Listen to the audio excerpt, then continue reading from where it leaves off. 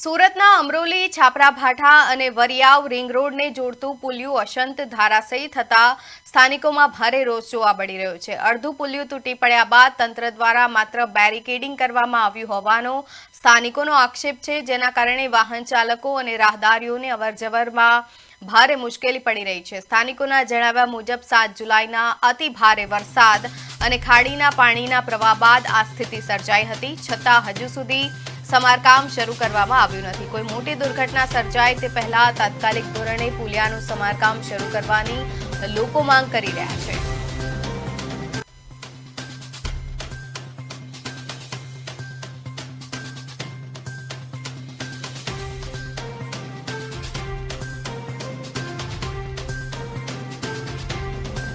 આ વિસ્તાર પુલિયાની આજુબાજુ મારા અંદાજ પ્રમાણે 20 થી 25 હજાર માણસો અહીંયા વસવાટ કરે છે ને 15 થી 20 હજાર માણસો અને સ્ટુડન્ટોની અવરજવર છે।